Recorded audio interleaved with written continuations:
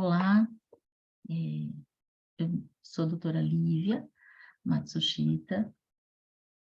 Primeiro eu gostaria de agradecer a todos aí da USE que, né, me proporcionaram esse momento, um pouquinho, de poder falar, sobre suicídio e valorização. Mas antes de eu falar, eu gosto de falar um pouquinho do meu currículo, para a gente saber o porquê, da onde a gente tira as nossas ideias ou nossos pontos de vista. E tudo que eu fale por aqui não quer dizer que seja pura verdade. Tudo é um estudo, a gente está sempre, constantemente estudando. Então eu gostaria muito, na realidade, primeiro de agradecer ao pessoal, e eu também gostaria de me apresentar, né. De formação eu sou psicóloga, e sou também formada, fiz na China o doutorado em acupuntura pela Universidade Federal de Pequim, pela Federação Mundial de Medicina Chinesa, da Sociedade de Medicina Chinesa de Pequim, na China.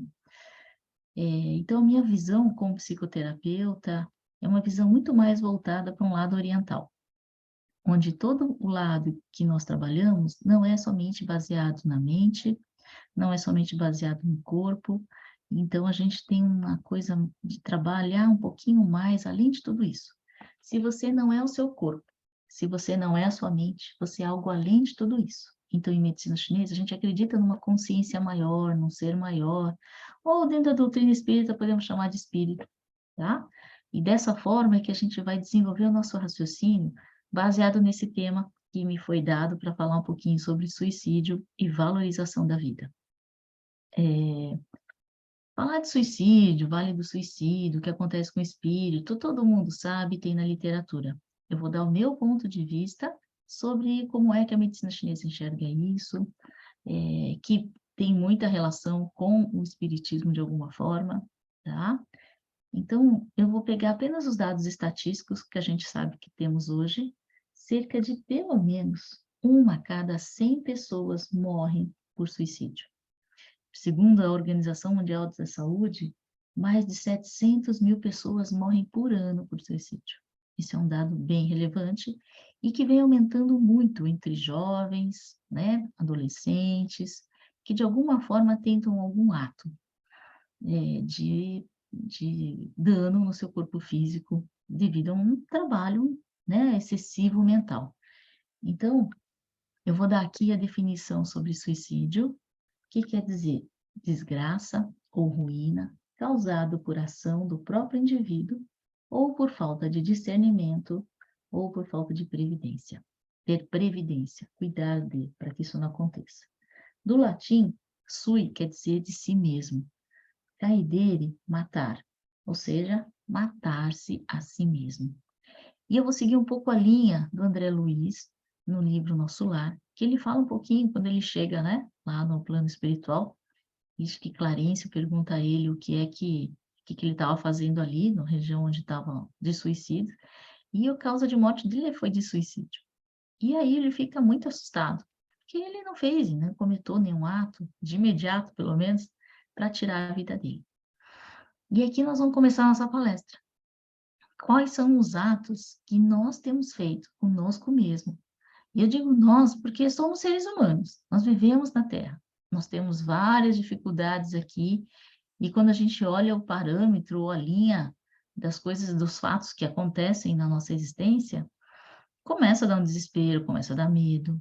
Então, a gente olhando para isso, como é que a gente tem valorizado a nossa vida? Ou como é que a gente tem, sim, muitas vezes, se suicidado de alguma forma?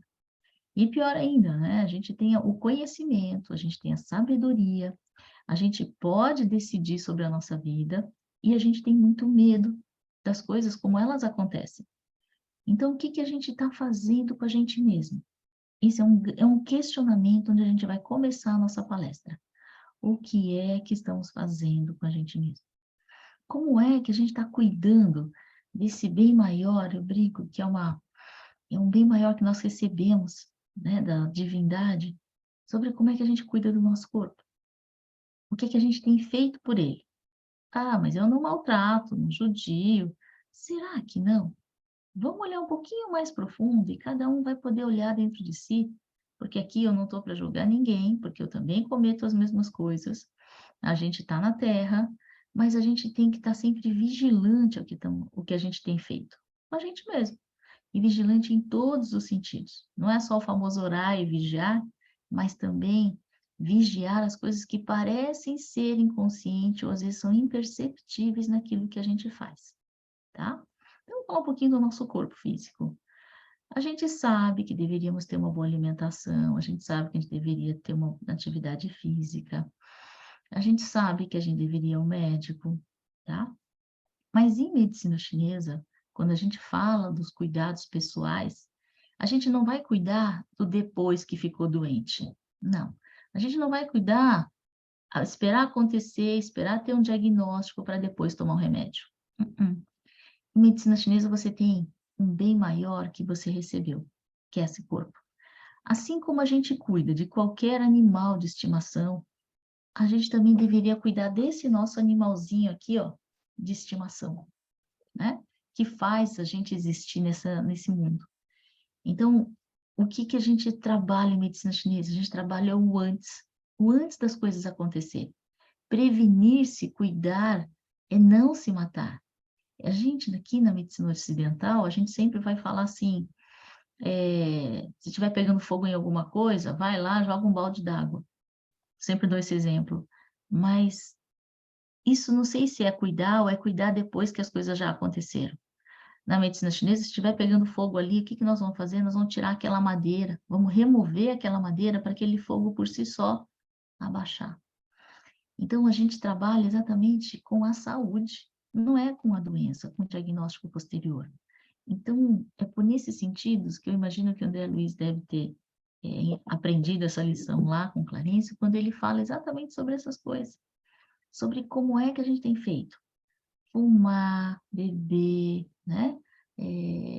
Pensamentos excessivos de preocupação, se cobrar demais daquilo que você deveria fazer e você não fez, e você fica com raiva de não ter feito, comer demais, todos os excessos são prejudiciais de alguma forma. Todas as faltas também são prejudiciais de alguma maneira. Então, a gente está trabalhando o quê? É o cuidado consigo mesmo antes das coisas adoecerem. Então, a gente precisa, sim, valorizar a vida e cuidar dessa parte de maneira que a gente não vai se machucar. Porque às vezes a gente acha que a gente só está se machucando com os excessos do que a gente faz com o corpo. Excesso de bebida, excesso de cigarro, excesso de sexo de uma série de coisas no físico. Às vezes a gente não sabe, mas será que não dormir direito a gente está se cuidando? Dormir, para a gente, é a base fundamental para colocar esse animal aqui para descansar. Ele precisa dormir, ele precisa descansar. Ele foi feito para respeitar o momento, o universo que ele vive. Então, às vezes, o que é dormir bem? Dormir bem não é deitar às 3 da manhã e acordar meio-dia. É respeitar os horários que existem na própria natureza. Horário de deitar entre 10 e 10h30. E levantar-se entre 6 e 6h30 da manhã, agora que está mais cedo ainda, até a possibilidade de levantar mais cedo, dormir mais cedo e respeitar durante a noite. Comer os alimentos da estação do ano. Isso também o universo fornece para a gente o que a gente precisa. E nós estamos integrados nesse universo, onde a gente precisa exatamente interagir e ter esse cuidado maior com o que a gente faz com a gente mesmo. Então, eu estou falando aqui de pequenos atos de suicídios que são imperceptíveis, mas se a definição é desgraça ou ruína causada por ação do próprio indivíduo, o que é que a gente tem feito para exatamente evitar de fazer qualquer desgraça ao nosso animal, né? E a gente acha que é somente essa coisa física. Vamos ver o que a gente faz mentalmente também, judiando e criando doenças de alguma maneira? E criando o suicídio de alguma forma, porque ficar doente, se a gente for levar o pé da letra em medicina chinesa, é um suicídio, é um mau cuidado, é uma desgraça que você está fazendo ao seu corpo, né? O cuidado, não adianta ir ao médico tomar remédio, é cuidar daquilo que já aconteceu. Existe um ditado no Imperador Amarelo que diz o seguinte: cuidar de uma doença, depois que ela aparece, é a mesma coisa que você sentir sede e ter que começar a cavar um poço para procurar água. Já às vezes é tarde demais, você passou-se muito tempo que você poderia ter feito algo antes de algum sintoma aparecer. Então, quando você cuida da questão física e principalmente, como eu estava falando agora, da questão emocional, você está cuidando de você mesmo. O orar e vigiar é a melhor forma que a gente tem de prestar atenção aos nossos pensamentos excessivos. A ansiedade, então, por exemplo, é algo que tem matado muita gente. E se a gente for pensar bem, o suicídio é a base, na realidade, a base de todas as doenças mentais começam na ansiedade. A ansiedade não controlada, a ansiedade não olhada, a ansiedade não percebida, ela vai aumentar mais força. Porque o chinês fala que toda medicina, toda emoção que se aparece de alguma forma, vem de algum pensamento, vem de alguma situação, de alguma crença que você tem aí que faz com que você sinta-se dessa forma. Então, a gente precisa ter muito cuidado para exatamente cuidar dos seus pensamentos também. Como é que a gente cuida do pensamento? Essa máquina aqui, ela foi feita para pensar. Ela foi feita para operacionalizar a nossa existência aqui. Mas nós não somos ela. Nós podemos controlar esse pensamento. Mas a gente não consegue controlar o pensamento se você estiver dentro dela. Então, uma das formas que a gente tem de valorizar a nossa existência aqui é olhando que você não é o seu corpo, você não é a sua mente, você é algo além de tudo isso. E se você é algo além de tudo isso, é algo além de tudo isso que comanda a sua mente e que comanda o seu corpo. Como é que a gente pode operar a nossa vida, então, de uma forma que a gente se sinta muito mais com força, através de um poder maravilhoso que se chama usar a vontade e a atenção para decidir. Há um tempo atrás eu fiz um curso que eu amo e trabalho com ele até hoje também, que chama-se Avatar. Eu sou Master Avatar também no meu currículo, né? E isso permite você exatamente operacionalizar a sua vida de fora da sua vida. É uma técnica fantástica que nos ajuda a vigiar, porque a gente não presta atenção naquilo que a gente faz. A gente não tem percepção daquilo que a gente faz muitas vezes. Que aí a gente pode ir para um outro lado, mais do lado inconsciente, né? Mas é algo que é imperceptível. E muitas coisas na nossa vida estão muito no automático. Se a gente não parar para perceber como é que nós estamos existindo nessa vida, a gente acaba o quê? Atropelando e vivendo a vida por viver e nem presta atenção como se viveu. Quantos de nós consegue fazer alguma coisa de uma forma que você realmente possa cuidar melhor de você? Eu falei dos cuidados do corpo, né? Agora eu vou falar um pouquinho dos cuidados que você pode fazer com a sua mente. Porque eu não vou aqui ficar falando sobre suicídio, das técnicas, do que acontece, do que pode, mas eu vou trabalhar um pouquinho de como é que a gente evita esse suicídio com a gente mesmo. Por exemplo, dormindo melhor, né? Se a gente não dorme bem, ah, mas eu estou na menopausa, doutora, como é que eu posso para fazer? Eu não consigo, não tenho sono. Existem vários recursos, ervas naturais, né? Homeopatia, floral, que você pode utilizar. E até mesmo se eu tiver alguma coisa, né, de algum distúrbio neurológico, que não, ou endocrinológico, talvez seja interessante, sim, uma reposição hormonal, uma ida ao médico, que ele possa te dar uma medicação mais adequada ao que você tem passado, tá? Então, isso a gente está falando aqui de uma maneira que faça com que a gente tenha mais cuidado para não se suicidar, certo? Então, os nossos pensamentos são muito, muito rápidos e muito acelerados. Eu vou dar algumas dicas aqui em como é que você pode cuidar para não se suicidar mentalmente, porque mentalmente a gente tem influências, né? Então, eu até brinco no consultório, porque no consultório a gente não pode defender nenhuma religião, né? Então, eu sempre falo que eu não acredito em bruxas, mas que elas vão, elas voam. Então, é muito importante a gente prestar atenção no que tem acontecido com a gente e naquilo que é você e aquilo que não é você. E a gente está muito vulnerável a essas influências de alguma forma. Assim como nós estamos vulneráveis às ondas de celular, de telefonia, de televisão e rádio, a gente também está vulnerável a qualquer pensamento de qualquer mundo de espiritual que possa aparecer à sua volta, tá? Então a gente precisa o quê? Perceber. Então uma das formas muito importantes é você prestar atenção na sua vida. Não é porque eu estou pensando nisso agora. Não, não. É para que eu tenho pensado nessas coisas ruins? Ah, eu tenho pensado que a vida não vale a pena. Ai, não sei se isso tá bom ou tá ruim. Por que que isso tem acontecido com os adolescentes? Eles não têm esse discernimento, essa clareza ainda. Por isso que eles arruinam de alguma forma e se automutilam.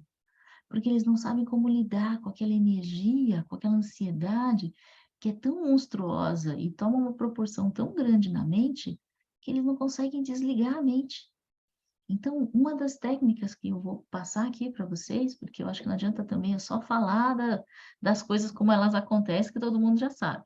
O importante, acho que nessa palestra, a gente também aprender alguma coisa sobre como é que a gente sai, dos padrões que a gente diz de raiva, de nervoso, de tensão, e como é que a gente se acalma, né?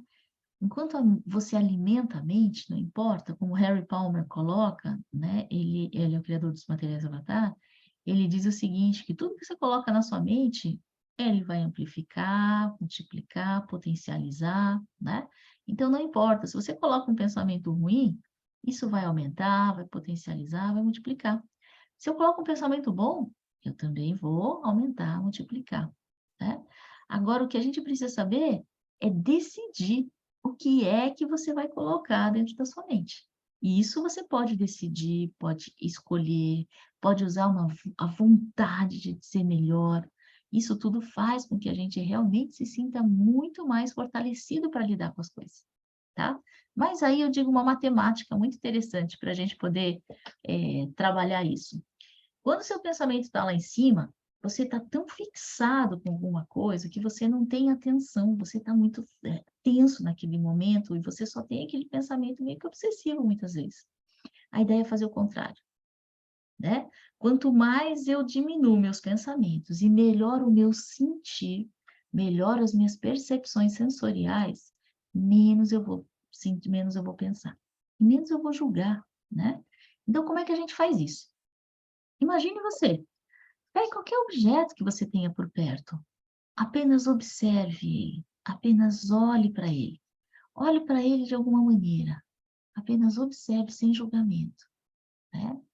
O que que eu quero dizer? Que você precisa estar presente aqui e agora. Observar qualquer coisa por um período. Eu gosto muito desse exercício, por exemplo, que é observar algo. Eu uso muito do relógio, que tem ponteiro, né? E eu fico aqui observando o ponteiro dos segundos, até dar 1 minuto. E perceba como a sua mente vai desacelerar. Então, a gente pode até testar. Vou pedir para vocês olharem aqui, eu vou contar 1 minuto de vocês. Podem olhar para o ponteiro do relógio, podem olhar para algum objeto que vocês quiserem, e percebam quanto a sua mente começa a desacelerar. Então, põe atenção e coloque. Vamos lá. Podem começar.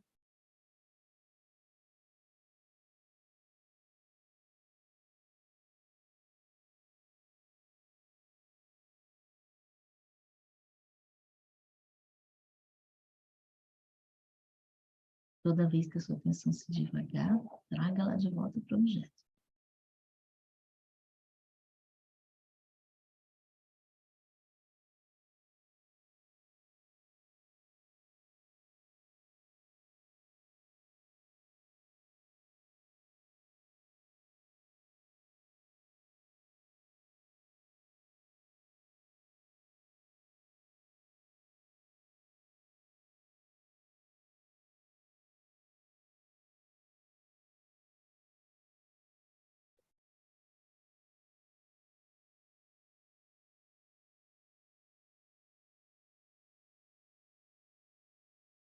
Ok. Antes de começar a palestra, eu estava aqui porque eu falei para o que eu não sabia nem mexer muito com tecnologia, e eu estava tensa sobre o que eu ia falar. E as coisas fluem. Quando você diminui a sua velocidade mental, como a gente fez agora, a sensação o que é? Parece que tudo se acalma, né? Então, a brincadeira quando a gente diz para as crianças dormirem, vai contar carneirinho, é mais ou menos isso. É para você exatamente desacelerar. Outra dica para você fazer o seu pensamento também relaxar. Você, por exemplo, está lavando louça, né? Então, ao lavar uma louça, a gente está lavando louça pensando na cozinha, na comida que você vai fazer, no que você tem que fazer logo em seguida, porque é tão automático que você não percebe o que você está fazendo. E aí, o que que você vai fazer? Você vai começar a desligar o seu pensamento e vai realmente colocar atenção aonde? No cheiro do detergente, na textura do prato, na temperatura da água. Você vai usar os seus 5 sentidos para que você esteja presente. É necessário muito forte você estar presente aqui agora para que você possa valorizar a sua vida. Se você não se encontra presente naquilo que você está fazendo, ou faz por fazer, a gente está vivendo uma vida muito de zumbi, né? Uma vida sem muito sentido. Por isso as pessoas, na realidade, estão buscando, na realidade, e tentando encontrar um propósito na vida delas. Mas a gente diz em medicina chinesa que não é um propósito. Você precisa buscar um sentido na vida. Se você não coloca sentido no que você faz, não tem razão de você fazer. Vou fazer isso para quê? Né? Eu preciso saber e ter esse sentido. Eu gosto muito daquela historinha do cara que está vendo, não sei se vocês já ouviram, do cara que está passando, é um jornalista, ele passa e tem 3 rapazes construindo uma igreja. E aí ele pergunta para o primeiro rapaz que está lá fazendo a mesma atividade, colocando um tijolo em cima do outro. E aí, o que que você está fazendo aí, né? E ele bem, né, direto e reto, fala, você não está vendo? Estou colocando tijolo em cima do outro, né? Estou aqui, fazendo essa coisa aqui. O outro vai falar assim, ele pergunta para um segundo pedreiro, né? O que que o senhor está fazendo aqui? Ah, eu estou fazendo aqui, estou colocando um tijolo em cima do outro, mas é porque eu preciso sobreviver. Eu preciso pagar as contas, preciso levar para minha família, uma questão de sobrevivência, eu trabalho aqui. Aí ele pergunta para o terceiro: "O que que o senhor está fazendo aqui?" "Ah, eu aqui estou construindo uma grande catedral, uma igreja linda e maravilhosa, onde as pessoas vão depositar a sua fé." Vê a diferença quando você entende os sentidos? Você não está sobrevivendo, você tem uma força maior transcendental que te impulsiona a ir fazer as coisas que é a mesma atividade, mas com um sentido diferente. Então, enquanto a gente não acha um sentido, nós vamos achar como o primeiro pedreiro lá, colocando um tijolo em cima do outro. Existir a nossa vida, realmente para colocar um tijolo em cima do outro, é muito ruim, é muito chato. Aí, puxa, para fazer uma coisa somente desse jeito, para que que eu vou existir? Daí começam os pensamentos suicidas, porque eu não consigo olhar além disso. Então, o que que a gente precisa sempre encontrar é um sentido na vida. E a capacidade de você voltar para o seu sentido. Eu não estou dizendo que a gente não tem nervoso, que a gente não vai ter passar por necessidades, a gente tem, todo mundo tem. Mas se a gente encontrar um sentido naquilo, vai se fazer diferente. O sentido de você ter que pagar ou ter uma família, o sentido das coisas fazem com que você realmente tenha uma direção e uma razão de existir. Quando a gente começa a ter pensamentos suicidas, é porque a gente começa a perder esse sentido. Você começa, na realidade, a olhar só para você, só para você, só para você, e você não consegue olhar outras coisas além da sua dor. Olha que triste. Então, descobrir outra maneira de ver as coisas é algo libertador. Mas para isso você tem que decidir e tem que querer ver. Muitas vezes a gente tem sim casos depressivos, casos mais complicados, que realmente é muito difícil da pessoa entender o seu sentido e ver o sentido das coisas. Mas a gente precisa mostrar de alguma maneira, né? Ajudar essas pessoas e ajudar a si mesmo. Só que a única maneira de ajudar essas pessoas, muitas vezes, é ajudando primeiro a si mesmo. Não dá para ajudar uma pessoa que tem pensamentos suicidas, querendo falar para ele um monte de coisa, faça isso, faça aquilo, você tem que fazer isso, é mais um monte de obrigação, porque ele não está sentindo. Então, fazê-lo sentir as coisas é uma grande forma de você dar sentido na sua vida. Eu gosto muito de um desenho, que eu falo que esse desenho não é para criança, esse desenho é para adultos. Chama-se Soul, né? Em inglês chama-se Alma. Ele é uma historinha muito legal, acho que todo mundo, não sei se o pessoal já viu, ele é da Disney Pixar, e ele é a história de um professor de jazz, de música, que dá aula, mas as aulas que ele está dando estão muito de saco cheio, ele não quer fazer, ele está entediado da vida. E o por quê? Porque o propósito da vida dele é tocar numa banda de jazz. E quando ele é aprovado para tocar numa banda de jazz, aí ele morre, aí ele desencarna. Aí o desenho começa, porque ele faz um escarcéu lá no céu para voltar, porque como é que ele vai morrer sem ter atingido o propósito de vida dele, tá? Então eu não vou contar o filme todo, mas eu quero que vocês assistam, acho que é uma dica muito boa para a gente realmente sentir de uma forma muito mais lúdica e divertida, ao invés de o suicídio, ao invés da gente achar o suicídio uma coisa muito pesada, porque ela não é uma pessoa somente, uma pessoa se mata, ela já está realmente além daquilo, e tão muitas vezes já obcecada por aquela situação, que ele não vê outra saída. E é isso que é a dificuldade, a pessoa não vê outra saída. E uma das formas que a gente pode exatamente é tentar mostrar isso, não para a pessoa, mas para a gente também, ter sentido naquilo que a gente faz. Na medicina chinesa, a gente diz que a capacidade que você tem de retornar a si mesmo, quando você se altera ou sai de si mesmo, é é a capacidade de você realmente voltar a sentir. Porque às vezes, o que que a gente tem feito no mundo de hoje? A gente tem evitado sentir dor, sentir sofrimento, a gente não quer sentir. E aí imagina quando você não quer sentir. Você fica resistindo, resistindo, e aí aquela velha história, né? Quanto mais você resiste, aquilo persiste. Exato. Então, sinta. Sinta a tua dor e decida sentir, depois decida parar de sentir. Eu perdi meu cachorro, estou com uma dor imensa, né? Morreu, perdeu, o que que eu vou fazer? Eu vou ficar com saudade dele. Então eu vou realmente sentir a dor, a tristeza por um período, até elaborar a minha dor, deixá-la passar. E vou chorar até quando eu decidir que agora já deu, eu vou parar, né? Porque muitas vezes a gente não tem essa capacidade de retornar a si, é isso que a gente diz, a possibilidade de decidir que você não quer mais aquele sofrimento. Mas não é que mais porque você não experimentou. Você tem que experimentar para ver que aquilo não é tão ruim. E você sente e depois você percebe que aquilo passa, tá? Então eu acho que essa é uma forma que eu tenho de poder passar um pouquinho mais sobre, valorização da vida, de como é que a gente tem valorizado, a nossa existência aqui. Algumas dicas que eu dei, que foi muito breve, sobre tudo isso, e eu deixo vocês muito à vontade. Eu não sei se, vai estar disponível, né, o celular do consultório, alguma coisa, se alguém quiser tirar dúvida ou quiser perguntar alguma coisa, eu fico à disposição. Eu acho que basicamente eu pude passar um pouquinho dessas mensagens, dessas dicas, para que a gente possa valorizar. E para a gente encerrar, eu acho que seria bem interessante a gente realmente começar a sentir mais, né? Eu diria que para a gente dar valor à vida, você precisa sentir ela, sentir o valor e sentir a existência, o significado que ela tem. Não é mental. A gente não precisa pensar qual é o que a gente tem que fazer. Não, não. É parar, fazer uma paradinha estratégica, né? Realmente parar, perceber e sentir a sua vida. Como é que ela tem sido, o que é que você tem feito para valorizar isso e como é que você tem apreciado cada experiência da sua existência.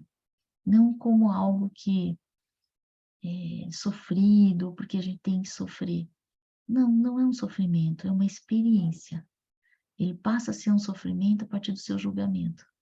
Então, se a gente aprender a olhar as coisas apenas como elas são, elas vão facilitar muito a nossa interpretação daquilo que a gente está existindo, tá bom? Eu vou encerrar aqui com vocês um exercício que eu gosto muito, deixei ele preparado aqui, chama-se Exercício da Compaixão. É desse curso que eu fiz, do Harry Palmer, e é um cartãozinho muito lindo, que eu gosto demais, e a gente vai experimentar ele, tá? Então, eu vou guiar vocês nesse exercício.